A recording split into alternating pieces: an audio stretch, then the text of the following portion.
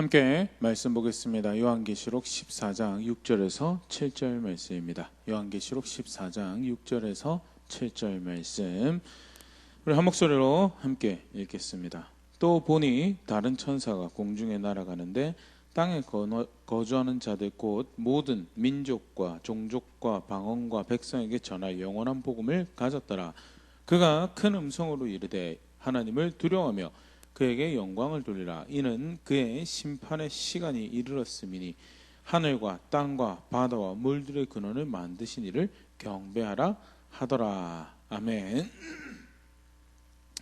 우리 계속 요한계시록 함께 살펴보고 있는데요, 오늘은 14장 6절 7절 말씀 함께 살펴보도록 하겠습니다. 그 앞에 장면들하고 이제 또 새로운 장면으로 넘어가죠. 요한계시록에서 그런 경우에 사용하는 표현이 여러 가지 등장하는데요. 6절에 시작하는 또 보니, 또 내가 보니, 하면서요. 앞에 정황 가운데 또 내가 이런 장면도 봤다라면서요. 새로운 장면, 새로운 국면을 또 환상을 또 하는 예수께서 주시는 메시지를 보고 있음을 이야기하는데요. 무엇을 보느냐라고 할 때 첫 번째, 다른 천사가, 그 앞전에 나왔던 천사들과 다른 천사가 공중을 날아가며 영원한 복음을 가졌고, 그리고 7절에 큰 음성으로 그것을 이르더라 하는 것을, 공중을 날아가며 영원한 복음을 선포하는 천사의 모습이 먼저 본문 안에서 보일 수 있습니다. 미래적으로 또 문자적으로 사실 이 본문을 보면요, 우리가 언젠가 미래에 예수님 오시기 전에 가까운 미래 또는 먼 미래에 실제로 천사가 날아가며 영원한 복음을 선언하는 그런 것을 볼 것처럼 그렇게 생각을 할 수가 있겠죠. 그런데 이 앞에 나왔던 요한계시록 장면을 이렇게 같이 연관하여서 생각해 보면요, 문자적으로 벌어질 사건, 미래적 한 사건에 대한 표현보다는요, 정황에 대한 설명으로 볼 수 있는 것이요. 요한계시록 8장 13절 말씀은 내가 또 보고 들으니 공중에 날아가는 독수리가 큰 소리로 이르되 땅에 사는 자들에게 화가 있으리니 이는 새 천사들이 불어야 할 나팔 소리가 남아 있음이로다 하더라. 네 번째 나팔까지 이제 나팔 재앙이, 지금 나팔 재앙이, 하나님 진노가 나팔 소리와 더불어 표현되는 것이 진행이 되어지고 난 다음에 다섯 번째, 여섯 번째, 일곱 번째가 진행되기 앞서서 중에 이제 중간에 설명하는 이제 이 본문이 좀 전에 요한계시록 8장 13절인데요. 공중에 날아가는 독수리가 화로다라고 이야기할 것인가? 실제로 굉장히 신비한 일이 물론 그럴 수도 있죠. 그런데 그런 것보다는 문맥상, 정황상 공중에 날아가는 독수리가 이 요한이 보는 환상 가운데 정황에 대한 설명을 하고 있는 거죠. 앞에 네 차례 나팔로 내려지는 진노와 또 하나님이 땅을 심판하신 모습, 재앙이 끔찍하고 무섭지만 이 다음에 나타날 셋은 정말 큰 화고 어려움의 시간이 될 것이고, 특히 땅에 사는 자들에게 직접적으로 가해질 하나님의 심판이다라는 그런 의미에서 정황을 설명하고, 그 다음에 다섯째 나팔이 불려지고 이 화라는 표현이 계속 등장하면서 그 다음 장면 하나를 또 설명하는 것이 들어가거든요. 그러니까 지금 이 상황이 벌어지고 있는 상황이 어떠한 모습인가에 대해서 설명하는, 이 앞에 것도 끔찍하고 무섭고 두렵지만 하나님의 크고 위대하심을 경험할 수 있는 그런 모습이지만, 이후에 벌어질 일들은 그 앞에 비하면 더 직접적으로 땅에 살아가는 사람들에게 어렵고 힘든 일이 될 것입니다. 그래서 하나님이 그렇게 하나님의 진노의 뜻을 펼쳐가시는 것에 대해서 설명하는 그런 부분이고요. 오늘 다른 천사 공중에 날아가면서 그가 가진 영원한 복음을 큰 음성으로 선언하는 이 모습도요, 정황의 설명으로. 그러면 간단하게 도대체 어떤 상황에서 어떤 정황을 지금 설명하고 있는가를 볼 때, 요한계시록 12장부터 사실 이렇게 쭉 이어지는 내용이죠. 속칭 12장 13장은 용과 짐승의 시대가, 마지막 때가 용과 짐승의 시대가 될 것에 대해서 예수님 승천하시고 다시 오시겠다고 하신 그 사이, 쉽게 말해서 교회의 이 시대가 용과 짐승의 시대가 될 것에 대해서 이야기를 하고 있죠. 요한계시록 12장 12절. 그러므로 하늘과 그 가운데 거하는 자들은 즐거워하라. 그러나 땅과 바다는 화 있을진저 이는 마귀가 자기 때가 얼마 남지 않은 줄 알므로 크게 분내어 너에게 내려갔음이라 하더라. 마귀가 붉은 용으로 표현되는 사단이 패배해요. 무슨 사건을 마치 요한계시록 본문을 읽으면 미가엘한테 패해서 쫓겨난 것처럼 보여지지만 비유적 표현이죠. 하나님의 사자에 의해서 패배했다라는 표현은 예수님을 통해서 예수님 십자가를 통해서 사단의 권세를 깨뜨린 그 사건, 더 이상 하늘에 있을 곳이 없어졌다라는 표현으로 정황이 묘사가 되는, 이미 하나님 앞에서 패배가 되었고 자기 때가 얼마 남지 않은 그런 상태가 되어버렸는데, 문제는 그러고 나서 내려가서 땅에서 자기의 분노를 더 하나님 대적하는 그 악함을 더 드러내는 시대가 될 것이다라는 것이 요한계시록 12장의 설명이죠. 그러면서 요한계시록 13장에는 단순히 용이 내려와가지고 이제 여자로 표현되는, 또 여자 후손으로 표현되는 신실한 하나님 백성들, 예수님을 향한 믿음을 가지고 있는 하나님 백성들을 박해하고 비방하고 대적하는 그런 정황에서 그와 연합하는 짐승이 일어날 것에 대해서 13장 쭉 설명하는데요. 간단히 7절 8절 말씀 다시 한번 보면요. 또 권세를 받아 성도들과 싸워 이기게 되고 또 각 족속과 백성과 방언과 나라를 다스리는 권세를 받으니 죽임을 당한 어린 양의 생명책에 창세 이후로 이름이 기록되지 못하고 이 땅에 사는 자들은 다 그 짐승에게 경배하리라. 먼저는 권세를 가지고 능력을 가진 존재로 짐승이 등장을 하죠. 이적도 행하고 첫째 짐승도 둘째 짐승도 그렇고요. 더불어서 그것이 매력이 되고 미혹이 되고 사람들에서 사랑받을 만한 것이 되고 또 어떻게 그들의 기호와 입맛을 맞춰주는 그런 어떤 현상들이 되어서 실제로 하나님에게 선택받지 않은 표현 자체가 있죠. 하나님 입장에서 하나님께 택함받지 못한 모든 자들은 그들을 경배하고 그들을 따르고 그들을 사랑하고 그들을 흠모하고 그들 질서 가운데 이 땅에서 평화를 만들어갈 것에 대해서 수고하는 그런 현상들이 보여요. 반대로 그들의 질서를 따르지 않는 자들에게는 이 짐승이, 사단과 연합한 이 짐승이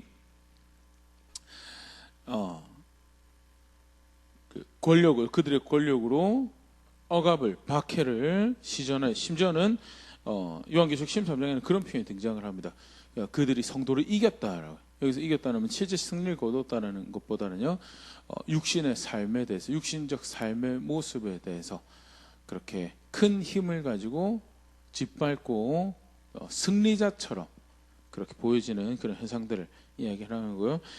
12장, 13장에 걸쳐서 그렇게 하나님과 교회를 대적하는 짐승이, 그것은 개인이 될 수도 있고 어떤 세력이 될 수 있고 나라가 될 수 있고 사회, 문화, 총체적인 모습으로 생각해 볼 수 있는 그런 적그리스도적인 모습, 현상들을 일컫는 것이고요. 분명한 것은 교회의 역사, 그런 역사가 될 것이다라고. 예수님 승리하셨다는데 그럼에도 불구하고 교회가 마주하는 시대는 그런 시대가 될 것이다.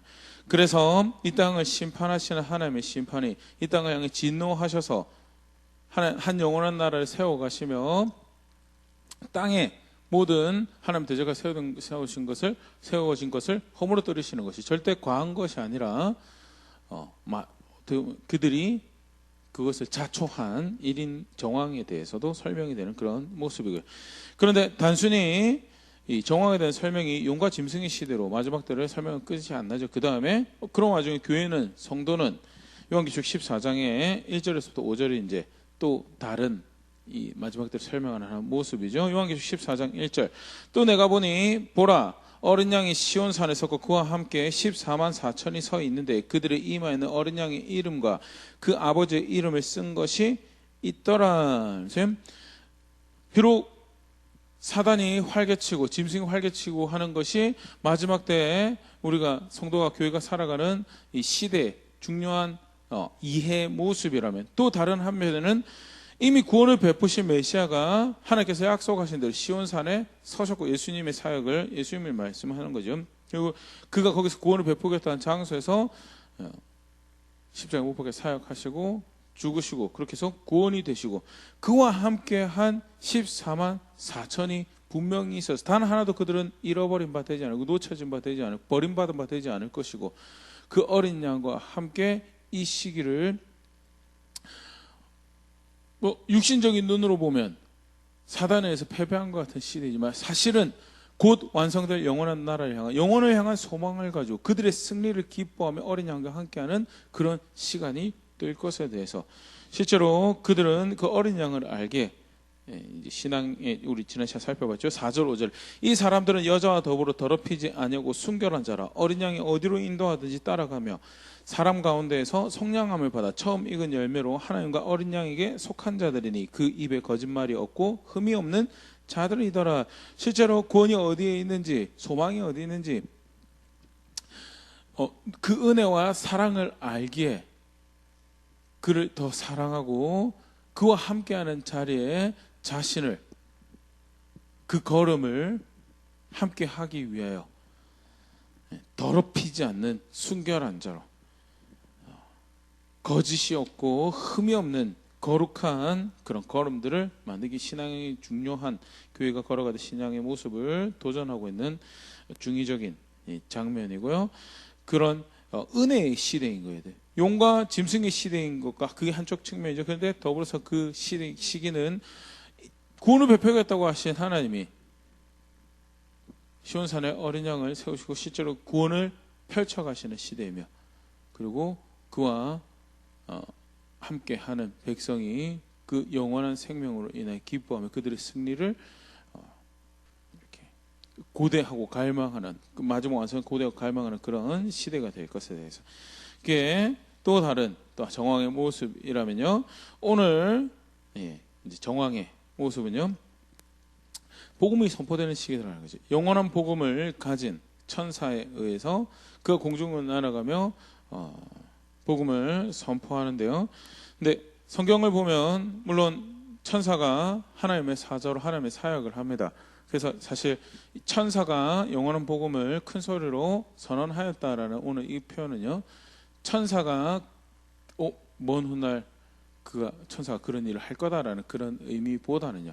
하나님께서 복음의 시대로 복음이 전해지고 복음이 선언되어지는 시대로 이 마지막 때 한편으로는 용과 사단과 짐승의 시대 또 한편으로는 그리스도를 아는 백성들의 그 은혜와 자비의 감격의 시대라면 더불어서 복음이 선포되어지며 물론 이제 그 뒤에 보면 이 선포되어진 복음에 받아들여 회개한 자들이 있고 그렇지 않은 자들이 이제 또 후에 이제 등장을 하게 되는데 분명한 것은 복음이 선포되어지는 시기고요. 더불어서 그를 통해 회개의 열매를 거두시는 그런 시기다라는 것에 대해서 그리고 아울러 우리 분명히 확인해야 될 것은 성경에서 복음을 전하는 사역은 하나님이 천사를 보내 사자로 삼아서 사역을 하지만요. 특히 신약 시대에는 하나님이 그 일의 파트너로 하나님께서 그 일을 이 시대는 복음을 선언하는 시기다라고 하나님께서 하나님의 사역을 하시는데 그 파트너로 선택하고 부르신 존재가 있죠. 그게 바로 교회고 성도 그게 저와 우리죠. 사도행전 1장 8절 오직 성령이 너에게 임하시면 너희가 권능을 받고 예루살렘과 온 유대와 사마리아와 땅끝까지 이르러 내 증인이 되리라 하시니라. 성령 하나님이 임하시면 너희가 내 증인이 될 것이다 라고 어디까지 땅끝까지 이르러 내 증인이 될 것이다 라고 하시고 나서 성령이 언제 오시나로 기다리는 것이고 그러고 나서 성령께서 임하셨죠. 교회에 임하시고 성도 가운데 임하시고 그래서 실제로 사도행전은 예수 그리스도와 함께 하셔서 하나님 영이 함께 하셔서 하나님 나라의 역사를 복음을 전하시고 하나님 나라의 역사를 써가셨던 것을 이제는 교회를 통하여 하나님께서 하나님 영의 사역 역사하심을 통하여 교회를 통하여 그 일을 해가시더라는 것을 보여주고 실제로 복음을 전파하며 하나님 나라를 이렇게 가르치고 또 증인된 사역을 감당하는 모습이 사도행전 곳곳에 사실 등장하죠. 간단한 몇 장면 이렇게 두 장면 보면요. 사도행전 8장 1절에서 8절 사울은 그가 죽임 당함을 마땅히 여기더라. 스데반의 죽음입니다. 이제 여기 사울은 회심하기 전에 바울을 의미하고요. 그날에 예루살렘에 있는 교회에 큰 박해가 있어 사도 외에는 다 유대와 사마리아 모든 땅으로 흩어지니라. 경건한 사람들이 스데반을 장사하고 위하여 크게 울더라. 그 요한이 분명히 이야기하는 것처럼 용과 짐승의 시대로 하나님 대적하고 교회를 대적하고 성도를 대적하는 그런 일이 마지막 때도 있을 거고요. 또 마지막 때를 살아가는 교회가 마주하는 그런 모습이기도 하지만요, 이미 마지막 때를 살아가고 있는 초대교회도 그런 일들을 겪었고요. 그래서 뿔뿔이 다 흩어지고 박해다 죽임 당하는 그런 일들을 경험했다라고 이야기를 하면 3절 사울이 교회를 잔멸할새 각 집에 들어가 남녀를 끌어다가 옥에 넘기니라. 그 흩어진 사람들이 두루다니며 복음의 말씀을 전할새. 박해하고 억압하고 괴롭히고 그들의 질서를 따르지 않으면 도무지 거기서 발붙이고 살 수 없을 정도로 그렇게 만들어버리는 그런 용과 짐승의 시대 가운데, 그런데 증인들은 자기가 해야 될 일이 무엇인지, 교회에 있는 성도는 자기가 해야 될 일이 무엇인지를 알고 하나님께서 무슨 일을 행하시고 계신지를 알고 각자 흩어지는 자리에 도무지 살 수 없어 도망가는 자리인데 그 자리가 곧 어떤 자리냐? 증인이 되는 자리고 복음을 전하고 하나님의 사랑을 나누는 그런 자리가 되어지고요. 8장 5절 빌립이 사마리아 성에 내려가 그리스도를 백성에게 전파하니 6절 무리가 빌립의 말도 듣고 행하는 표적도 보고 한 마음으로 그가 하는 말을 따르더라. 7절 많은 사람에게 붙었던 더러운 귀신들이 크게 소리 지르며 나가고 또 많은 중풍병자와 못 걷는 사람이 나으니 그 성에 큰 기쁨이 있더라. 마치 하나님의 영이 예수님과 함께해서 귀신을 쫓아내고 병든 자를 일으키셔서 하나님 나라가 임하였음을, 예수 그리스도를 통해서 하나님 나라가 임하심을, 그리고 그 나라가 얼마나 실제적인 하나님 통치를 회복을 이사야 선지자 통해서 말씀하셨던 구체적인 기쁜 소식인가를 이제 이러한 사역들로 이제 드러내고요. 그 일이 동일하게 교회 가운데 이번 특별히 이제 8장에는 빌립이란 개인을 통해서 그런 일들이 벌어지긴 하는데요. 그런 역사를 펼쳐가는 시대다라는, 하나님께서 그 일을 행하신다는. 빌립이 위대해서 빌립만 그런 일을 하는가? 그게 아니죠. 그게 사실 오늘 본문의 표현이죠. 천사가 영원한 복음을 선언하더라, 선포하더라라는 것은 하나님께서 뜻을 가지고 그 일을 행하신다는, 이 시기가 어떤 시기냐? 복음이 그렇게 영원한 복음이 선언되어지는 시기며 하나님 나라가 실제인 것이 확인되어지는 그런 시기고, 목적은 이제 오늘 이제 그 부분까지 가서 살펴볼 텐데요. 돌이키는 거죠. 회개의 열매를 거두시는 그런 시기가 되는 그 시기가 바로 교회의 시대다라는 것을 확인하죠. 사도행전 11장 19절 21절 말씀인데요. 11장 19절 21절 말씀은 스데반이 순교하고 난 다음, 물론 8장도 순교하고 난 다음인데요. 그 흩어져서 도망간 사람 중에 일부가 19절 그때 스데반의 일로 일어난 환란으로 말미암아 흩어진 자들이 베니게와 구브로와 안디옥까지 이르러 유대인에게만 말씀을 전하는데 그 중에 구브로와 구레네 몇 사람이 안디옥에 이르러 헬라인에게도 말하여 주 예수를 전파하니 주의 손이 그들과 함께 하심에 수많은 사람들이 믿고 주께로 돌아오더라. 굉장히 사실 흥미로운 일이 벌어졌습니다. 패배해서 도망간 자리였어요. 더 이상 거기 살 수 없어서 쫓겨나서 도망간 자리였어요. 그런데 증인들이 가서 뭐 하더냐? 증언하더라. 그들의 삶으로 증언하고 그들의 입술로 증언하고 하나님께서 그 교회 시대에 행하시고 있는 일에 동참하여서 마땅히 지켜야 될 자기 자리를 지킨 거죠. 그러할 때 유대인들만, 원래 약속이 있던 백성들만 돌아오는 것이 아니고 헬라인들도 이방인들도 그 복음을 듣고 하나님께로 돌아오는 일이 벌어지더라라는 아주 놀라운 사건이 사실 기록되어 있는 장면이 11장 이 장면이고요. 예루살렘에 비하면 변방과 같던 안디옥에 교회가 세워지는 일이 발생을 하고요.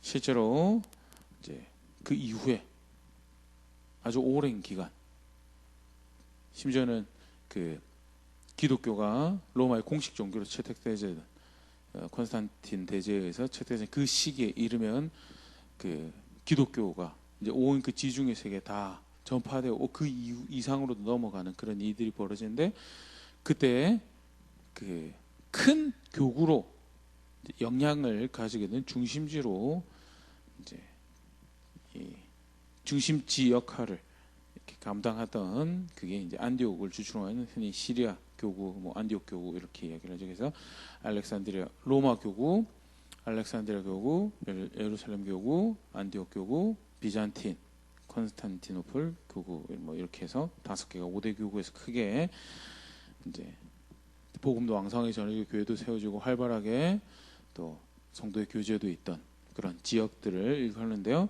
그 일이 그 씨가 언제 심겨지느냐? 박해로 흩어졌는데 흩어진 사람들이 증인의 사역을 감당하였고 복음을 전파하고 그 하나님께서 행하신 그 일에 함께하였던 그들을 통하여 이방인들에게도 복음이 전해지는 그 놀라운 일들이 벌어지고 22절 보면 주의 손이 그들과 함께하심 하나님께서 행하시는 일이었다는 거예요. 오늘 본문에서 천사가 행한다라고 그렇게 표현되어 있는데요. 아까도 얘기했던 것처럼 하나님께서 그 일을 행하시고 계시고 우리가 살아가고 있는 시대가 교회의 시대가 바로 그런 시대인 것을 보여주고 있는 장면이죠.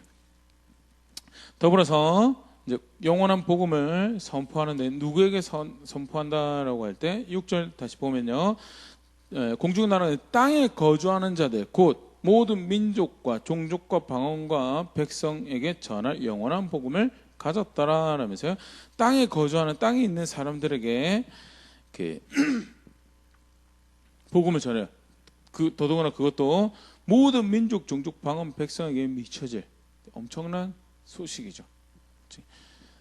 사실 세계 질서에서는 이제 오늘도 미국 대선이 대선 결과에 따라서 그 소식이 누군가에게는 기쁜 소식이든 누군가에게는 별로 안 기쁜 소식이 되는 게 우리가 살아가는 이 세상의 모습이죠. 모든 민족이 기뻐하고 모든 종족이 모든 방언이 백성이 기뻐할 복음이 되는 실로 엄청난 이야기고요. 그리고 그런 복음이 존재하더라라는 것이 이제 이야기를 하고 실제로 그 복음을 이제 받는 대상에 대해서 그렇게 이야기를 하는데요. 사실 근데 굉장히 흥미롭게 이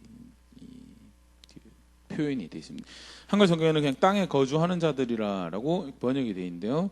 근데 실제로 요한이 이 거주한다라는 이 표현을 굉장히 재미있는 단어를 가지고 이걸 표현합니다. 똑같은 단어가 어디 사용되냐면요. 요한계시록 5장 1절에 내가 보매 보좌에 앉으신이라고 해서 하나님께서 보좌에 앉으셨다, 좌정하셨다라는 표현을 할 때 사용하는 카세마이라는 단어를 땅에 거주한다라고 할 때 땅에 좌정했다, 땅에 좌정했다, 땅에 좌정했다. 이렇게 복음 필요한 자들이죠. 땅에 좌정한 자들. 그 송영옥 교수님 같은 경우에 송영옥 목사님 같은 경우에는 사실 이 사소한 표현이지만 복음을 들어야 할 대상이 또는 복음 필요한 대상의 상태에 대해서 표현하는 것으로 보고 실제로 예수님이 복음을 전하셨을 때 복음을 거부하던 무리들이 이야기했던 것 중에 하나가 그가 우리의 왕이 아니다. 그가 우리의 왕이 아니다. 누가복음 19장 14절 그런데 그 백성이 그를 미워하여 사자를 뒤로 보내어 이르되 우리는 이 사람이 우리의 왕됨을 원하지 아니하나이다 하였더라. 달란트 비유를 기록을 하고 있는 장면인데요. 누가복음 달란트 비유에는 이 삽입이 하나 있습니다. 백성이 주인이 왕위를 받으려고 갔는데 가면서 이제 하인에게 우리가 익숙하게 하는 달란트들을 맡겨요. 그런데 누가복음에서는 주인이 왕위를 받으러 갔는데 거기 백성들이 뒤에서 슬쩍 이제 쉽게 말해서 밀서 같은 걸 보내는 거죠. 우리는 그 사람이 왕이 안 됐으면 좋겠습니다. 예수님 자신의 모습을 그리고 지금 이 본 백성들이 보여주고 있는 자세를 이야기하면서 복음을 거절하는 이들이 왜 예수님을 거절하였는가? 예수님이 자신들의 왕이 되는 것을 원하지 않습니다. 그럼 누가 다 왕이 되는 걸 원한? 자기가 왕 되는 걸 원해. 스스로가 왕 되는 걸 원했죠. 요한복음 19장 21절 22절에도요 비슷한 장면을 우리가 보일 수 있는데요. 유대인의 대제사장들이 빌라도에게 이르되 유대인의 왕이라 쓰지 말고 자칭 유대인의 왕이라 쓰라 하니 빌라도가 대답하되 내가 쓸 것을 썼다 하니라. 빌라도가 예수님을 못 박아로 명령하고 난 다음에 명패를 제목을 뭘로 하냐라고 할 때 유대인의 왕이라라고. 근데 이 공회 일원들이 뭐라고 그러냐면 무슨 유대인의 왕이냐고. 자칭 유대인의 왕. 그는 우리의 왕이 아니다라고. 절대 그를 우리의 왕으로 인정할 수 없다라는 이야기를 하고 빌라도가 묵살하죠. 내가 쓸 것 썼다라고 이야기를 하고 이제 그 장면 어떻게 보면 그냥 그랬던 모양이다라고 지나갈 수 있는데 분명히 우리가 보일 수 있는 건 뭐냐면 당시 종교 지도자 예수님 거절했던 복음을 받지 않았던 무리들이 가지고 있었던 자세가 뭐냐? 예수님은 우리의 왕이 아닙니다. 우리는 그가 왕이 되는 것을 원하지 않습니다라는 자세였고요. 그러면 누가 왕이 되길 원하길래 도대체 예수님을 안 받아들였는가? 스스로가 왕이 되기. 내 삶의 권리는 내가 가지고 있고 내 걸음은 내가 결정할 권리를 가지고 나는 내가 원하는 법을 따라서 내가 원하는 질서를 따라서 살아갈 것입니다라고. 우린 여호와 하나님을 섬기는데요. 그럼에도 불구하고 시꺼먼 속에서는 아무리 하나님 말씀 사랑한다고 하면서도 정작 그 말씀이 왕의 법이 자신을 다스리는 말씀이 되지 않죠. 그래서 이중적인 삶을 살아오고 예수님께서 그들을 지적하신 가장 대표적인 외식하는 자라고. 요한복음에 보면 너희 마음에 하는 말씀이 없다고. 자기들은 진리를 따른다고 하는데 니들 아비가 거짓의 아비를 섬긴다라고 이야기를 하는 게 그들의 정체였고요. 궁중의 모습에 스스로 왕이 되려고 하는 자세가 있었던 거죠. 스스로가 판단하는 거죠. 그런 장면을 빗대어서 요한이 그 환상 가운데 그것을 보고 이제 예수님께서 고발하신 거 요한이 그렇게 기록한 것이 아니었는가라고 이렇게 추정을 하죠. 실제로 그들에게 복음이 필요하죠. 땅에 좌정한 자들에게. 더불어서 그러면 복음을 받아들인다라는 것은 무엇을 의미하는가? 자기가 좌정한 자리에서 내려와야 되죠. 왜? 섬겨야 할 왕이 있기 때문에. 복음을 받아들인다는 것은요, 자신의 보좌에서 내려와서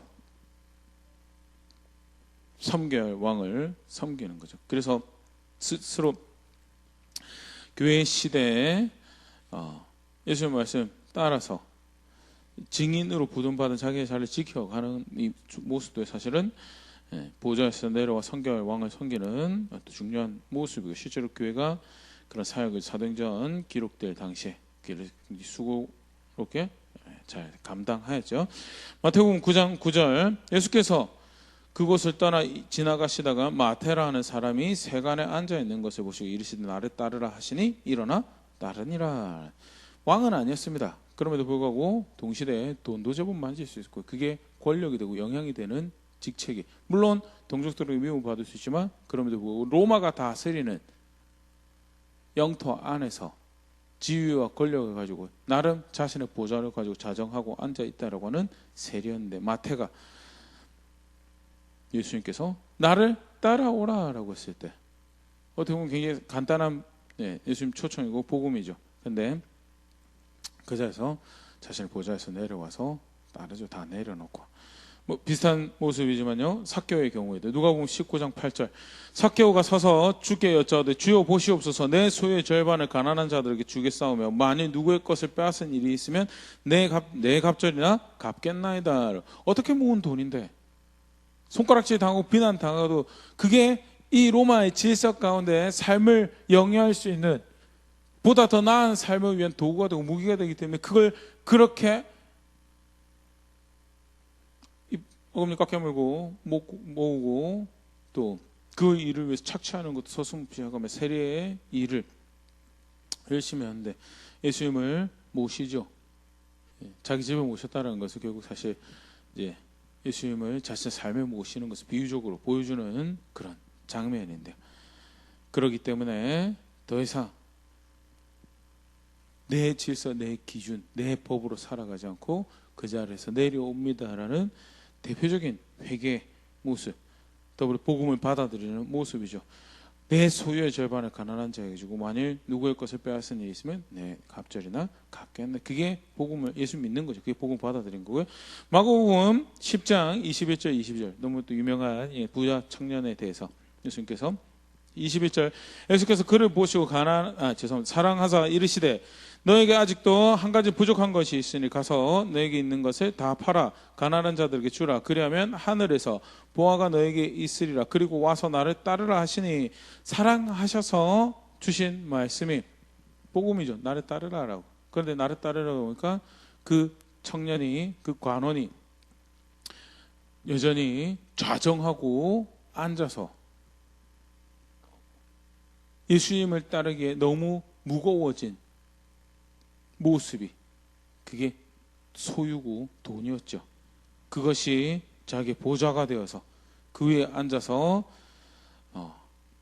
예수님을 따를 수 없는 상황이었고요. 그래서 예수님께서 그 청년에게 이야기하시면서 특별히 하나 더 이야기하시죠. 그거 정리하고 따라오라고. 보좌에서 내려올 수가 없죠. 22절. 그 사람은 재물이 많은 거로 이 말씀에 인하여 슬픈 기색을 띠고 근심하며 가니라. 보좌에 앉은 이들에게 들려져야 된 복음이고, 왜? 진정한 왕이 자신의 나라를 왕국을 세우고 계시는 완성을 앞두고 있는 시기이기. 그리고 실제로 이 시기는 들려지는 복음으로 인하여 자신의 보좌에서 내려와야 되는 그런 시기다라는 것을 이제 보여주는 굉장히 절묘한 표현이 되죠. 그래서 용과 짐승의 시대이지만 더불어서 14만 4천이 시온산으로부터 예수님으로부터 이렇게 전해지는 구원의 은혜로 인해서 감격하고 기뻐하고 그 완성을 기대하는 시대고, 더불어서 영원한 복음이 선포되어지는 그런 시기다라는 것. 그러면 영원한 복음이 뭔가 사실 잘못 보면 이제 저는 영원한 복음이라는 걸 들어본 적이 없는데요. 처음 듣는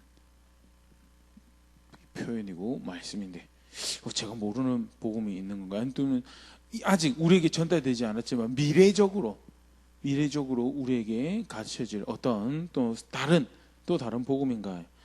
신학성경에 그런 걸 지지하고 있지 않죠. 복음은 단 하나 복음이죠. 하나님의 아들 예수 그리스도, 예수님이 우리의 복음이시고, 사실 그것을 이제 또 다른 식으로 이제 표현을 한 게 오늘 7절 말씀 다시 한번 보면요. 그가 큰 음성으로 이르되 하나님을 두려워하며 그에게 영광을 돌리라. 이는 그의 심판의 시간이 이르렀음이니 하늘과 땅과 바다와 물들의 근원을 만드신 이를 경배하라 하더라. 영원한 복음을 소개하고 있는데 오늘은 간략하게 한번 생각을 해보겠습니다. 먼저 영원한 복음 하면 이제 일반적으로 우리가 영원하다라는 것을 이 단어 표현을 접할 때 생각하는 게 이제 미래적인 개념에서 아주 긴 시간 또는 끝이 없는 시간을 그렇게 생각할 수 있는데요. 성경에서 영원하다라는 것은요, 끝이 없는 시간, 아주 긴 시간도 의미하지만요, 시작도 없는 시간에 이제 시작과 끝이 없다라고 하는 게 성경의 개념이고요. 더불어서 굉장히 중요한 영원이라는 표현으로 표현하는 게 변함이 없다라는, 쉽게 말해서 영원한 복음이라는 것은요, 변함없는 복음을 또한 이야기하는 것으로 사실 실제 내용이 사실 그런 부분이긴 한데요. 더불어서 이 표현 자체가 사실 가지고 있는 게 이 자칫 이제 사실 이제 그런 부분이 요한계시록 어렵게 생각할 수 있도록 만드는 부분인데요. 천사가 가지고 있는 영원한 복음이라고 했을 때 출처를 천사로 생각하는 그런 이해를 하면요, 이 성경 전체 안에서 본문을 이렇게 보지 못하는 거죠. 족칭 또 다른 스타일의 강조, 우리 그 한 표현만 문자적으로 강조를 해가지고 전체 이해 안에서 사실 이게 무엇을 의미하는가에 대해서 생각을 하지 못하는 그런 모습인데요. 천사가 가지고 있는 것이 아니고요. 영원한 복음이라는 명칭 표현에서 사실 볼 수 있지만 변함없으신 하나님의 어떠하심을 반영한 그런 복음이며 나아가서 변함없으신 하나님께서 주시는 복음이다라는 것이 영원한 복음 이름 안에 사실 보일 수 있고요. 그의 사자로서 천사가 전하는 복음이죠. 야고보서 1장 17절 온갖 좋은 은사와 온전한 선물이 다 위로부터 빛들의 아버지께로부터 내려오나니 그는 변함도 없으시고 회전하는 그림자도 없으시니 영원하신 하나님에 대한 표현이고 그때 영원은 변함이 없다라는 것이 사실 굉장히 강조가 되는 표현이죠. 사무엘상 15장 29절 이스라엘 지존자는 거짓이나 변개함이 없으시니 그는 사람이 아니심으로 결코 변개하지 않으심이니이다 하니 변함 없으신 하나님의 변함 없는 복음이다. 그러면 사실 우리 영원한 복음이란 것을 이렇게 그것이 뭔가라고 복음을 직접적으로 표현되고 있지만요. 실제 그 의미에 대해서 예수님 말고 다른 복음이 있는가라는 그 미래적인 접근 말고 변함이 없다라는 측면에서 이미 전해주신 복음의 내용과 오늘 이 4장 7절 내용을 비교를 해보면 14장 7절 내용을 비교를 해보면요. 사실 굉장히 똑같구나라는 거예요. 변함이 없는 복음인 것을 이렇게 보일 수 있는데요. 예수님께서 전해주신 복음 대표적인 내용이 마태복음 4장 17절이죠. 이때부터 예수께서 비로소 전파하여 이르시되 회개하라 천국이 가까이 왔느니라 하시더라. 요한계시록의 14장 7절에도 보면요. 심판의 시간이 이르렀다라는 이 말씀이 결국 하나님 나라 가까이 왔다라는 거죠. 하나님 나라가 가까이 와서 이제 그 앞에 모든 것이 그의 통치 앞에 내려지는 그게 결국 다르게 표현하면 심판이고요. 요한계시록 쭉 같이 공부하고 있지만 다니엘이 그런 표현에서 한 영원한 나라를 세워가시는 것과 그리고 그를 대적하는 나라들, 문화들, 그를 대적하는 무리들을 꺾으시고 멸망시키는 거랑은 똑같은 여정인 거에 대해서 그런 측면에서 심판의 시간이 이르렀기 때문에 하나님께 영광을 또는 하나님 두려워하고 하나님 영광을 돌리라는 이 말씀은요 천국이 가까이 왔기 때문에 회개하라는 말씀과 사실은 동일하다라는. 그러면 아니 하나님 두려워하고 그 영광을 돌리는 게 어떻게 회개인가라고 했을 때 실제 신약 성경 보면 그걸 회개라고 가르치고 있죠. 본질적인 인간의 모습, 죄를 지은 죄성을 가지고 있는 인간의 모습에 대해서 바울이 로마서에 이렇게 표현을 하고 있습니다. 로마서 1장 21절 23절 하나님을 알되 하나님을 영화롭게도 아니하며 감사하지도 아니하고 오히려 그 생각이 허망하여지며 미련한 마음이 어두워졌나니 스스로 지혜 있다나 어리석게 되어 썩어지지 않는 하나님의 영광을 썩어질 사람과 새와 짐승과 기어다니는 동물 모양의 우상으로 바꾸었느니라. 하나님을 알매도 불구하고 하나님을 두려워하지 않아요. 영화롭게 여겨야 될 대상으로 여기지 않아요. 감사해야 될 대상으로 여기지 않아요. 오히려 그를 사람과 새와 짐승과 기어다니는 동물 모양 우상으로 바꿀 수 있는 그런 상태가 죄된 인간의 상태다라고요. 실제로 그러면 그 자리에서 하나님을 두려워할 대상으로 여기고 영광을 돌려야 될 대상으로 여기는 그런 자리로 돌아가는 것은요. 돌이키는 것. 그 죄된 모습을 뒤로 하고 또는 벗어버리고 또 다른 서신서 표현은 죽여버리고 돌이켜서 영광 받으셔야 될 대상을 영광 받으실 대상으로 인정하고 두려워할 대상을 두려워할 대상으로 인정하여서 그를 존중하는 그런 자세로 돌아오는 게 사실 성경에서 가르치고 있는 본성에서 돌이켜서 복음을 받아들이는 모습이고요. 그런 측면에서 14장 7절의 이야기는 하나님을 두려워하며 그에게 영광을 돌리라는 직접적으로 예수님을 믿으라는 표현은 등장하고 있지 않지만 실제로 예수님께서 전해주신 복음과 별반 다름없는 그런 복음이에요. 실제로 자기 자리에서 돌이키는 것이 예수님을 믿는 자리죠. 그러면서 이제 7절에 보면 그 이유에 대해서 임박한 하나님 나라를 이야기하고 좀 전에 우리가 살펴봤지만요.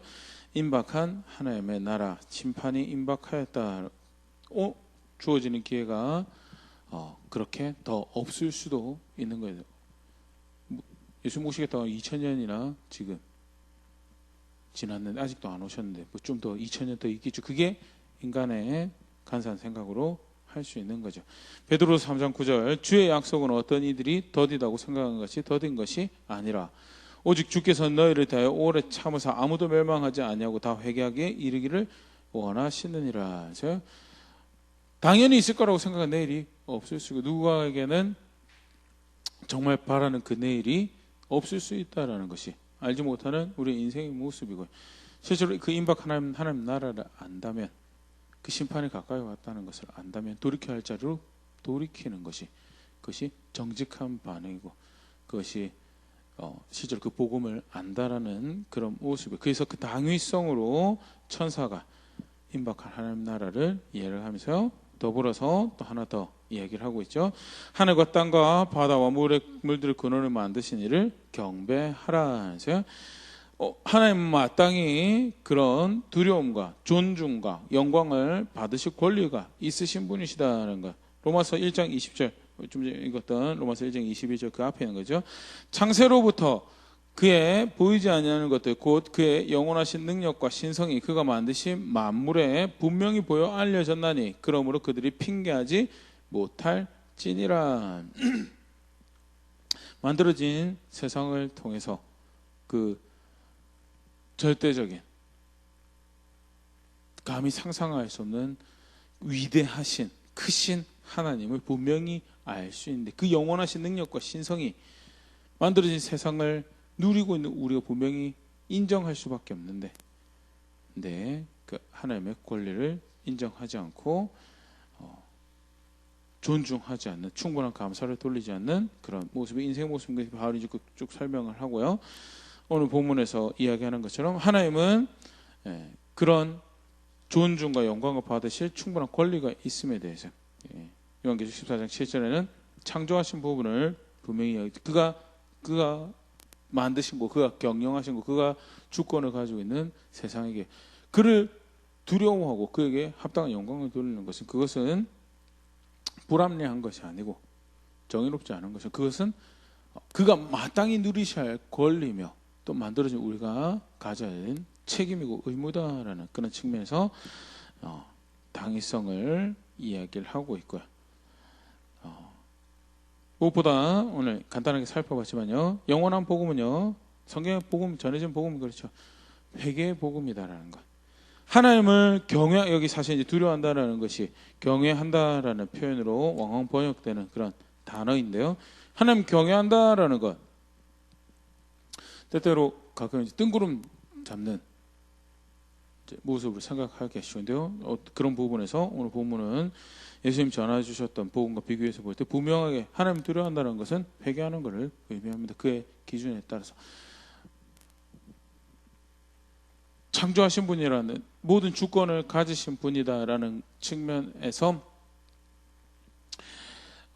그 존재적인 측면에서 차원에서 우리가 그를 향해야 되는 그런 부분들도 있겠지만요. 그의 법을 따라서 그가 세우신 기준을 따라서 그에게로 돌이켜야 되는 그게 실제로 하나님을 두려워하는 모습이고요. 경외한다라는 것이 결국 두려워한다라는 것이 결국 회개를 의미하는 것에 대해서 또 그에게 영광을 돌린다라는 것도 마찬가지죠. 결국 돌이켜야 된 아까 이제 요한계시록 14장 6절에 그런 표현 있죠. 스스로를 왕 삼고 자기가 스스로 땅에 좌정한 그 자리에서 내려와야죠. 내려와서 영광을 받으셔야 거기서 돌이켜서 영광을 받으셔야 할 대상으로 그를 인정하고 존중하고 실제로 허락된 자원을 가지고 생명을 가지고 재능을 가지고 그를 영화롭게 하는 자리에 이르는 것이 복음을 아는 모습이고 반응이고 하나님께서 선언하시는 천사를 통해서 선언하시는 그 복음에 합당한 화답하는 모습이다라는 것. 간단하게 14장 6절 7절 함께 살펴봤는데요. 크게 두 가지로 우리가 다시 기억할 수 있으면 좋을 것 같습니다. 첫 번째는요. 용과 짐승의 시대고 또 14만 4천의 은혜의 시대인 동시에 이 시대는 무슨 시대냐? 복음이 선언되어지는 시기다라는 것. 아, 그렇군요.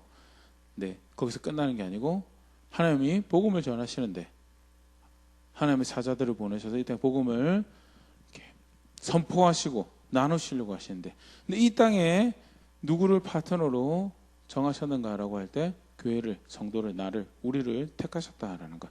그러면 용과 짐승의 시대에 살아가고 또 구원의 은혜의 시대에 살아간다고 하는 그 모습이 또 어떤 모습을 가져야 되는가? 복음의 증인이 되는 그런 삶의 모습을 가져야 된다고. 때때로 복음의 증인이 된다라고 할 때 전도지 들고 나가고 어떤 이벤트를 하는 걸 생각을 쉽게 많이 하는데요. 아까 흩어졌던 사도행전을 우리가 간단하게 살펴봤죠. 흩어졌던 무리가 복음을 전하는 것은요, 관계 안에서 자신의 삶으로 복음을 보여주고 자기 입술로 복음을 이야기해주는 그것이 복음을 전하는 것이었음에 대해서, 그게 사실은 또 핵심적인 증인이 되는 모습이죠. 오늘을 살아가는 교회가, 내가 그런 자리에 있어야 되는 시기다라는 것, 오늘 다시 보며 볼 수 있으면 좋을 것 같고요. 두 번째는요, 그 복음의 시기가 뭐 하는 시기냐? 돌이켜야 되는 시기다라는 것. 땅에 좌정한 자리에서 내려와서 섬겨야 할 왕을 섬기는, 그를 두려워하는 자리로 돌아오고 그에게 합당한 영광을 돌려드리는 자리로 돌아와야 되는 시기다는, 우리가 전해야 될 복음의 내용도 그런 내용이지만요, 더불어서 내가 그 복음을 안다라고 화답하는 자리에서 그의 백성이다라고 살아가는 오늘의 자리가 어떤 자리여야 되는가? 돌이키는 자리에 있어야 되는, 두려워할 존재를 진정 두려워하기로 결정하고 돌이키는 자리에서 영광을 받으셔야 되는 존재가 진짜 실제 영광을 받으실 수 있도록 돌이켜진 자리에 있어야 돼요. 그게 복음의 시대, 또 복음의 증인이 되는 것과 더불어서 내가 또 그 복음에 합당한 자리를 지키며 그 걸음을 걸어가는 모습이더라고 오늘 본문에서 우리가 분명히 보일 수 있는데요. 한번 말씀 가지고 다시 생각해 볼 수 있으면 좋을 것 같습니다. 시국이 시국이라서 전도하고 또 복음을 나누는 것이 사실 위축이 많이 된 것은 사실입니다. 그런데 학교는 돌아가고 있죠. 또 해야 될 일들은, 여러 가지 삶을 영위하기 위해서 해야 될 일들은 또 새로운 모습을, 새로운 일상을 만들어서 하고 있는 시기인데, 복음을 나누는 것도 사실은 이 교회의 시대를 살아가고 있는, 그날의 완성을 기대하는 시대를 살아가고 있는 내 모습이고 우리의 모습이어야 되는데, 고민 같이 할 수 있으면 좋을 것 같고요. 멀리 안 찾아보셔도 좋고요.